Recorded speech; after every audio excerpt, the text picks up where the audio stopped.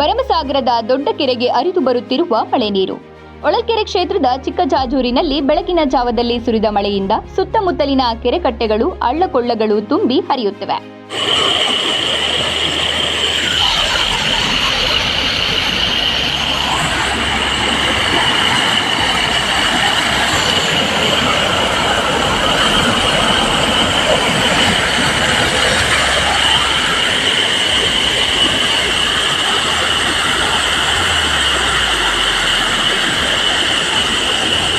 ಮಿಂಚು ಗುಡುಗು ಸಹಿತ ಸುಮಾರು 1 ಗಂಟೆಗೂ ಹೆಚ್ಚು ಕಾಲ ಮಳೆ ಸುರಿದಿದ್ದು, ಇದರ ಜೊತೆಗೆ ಭರಮಸಾಗರದ ದೊಡ್ಡ ಕೆರೆಗೂ ನೀರು ಹರಿದು ಬರುತ್ತಿದೆ.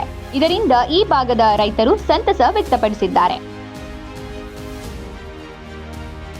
ಮತ್ತಷ್ಟು ಸುದ್ದಿಗಳಿಗಾಗಿ ಸಿಟಿ ಚಾನೆಲ್ ಚಳ್ಳಕೆರೆ ಸಬ್ಸ್ಕ್ರೈಬ್ ಮಾಡಿ.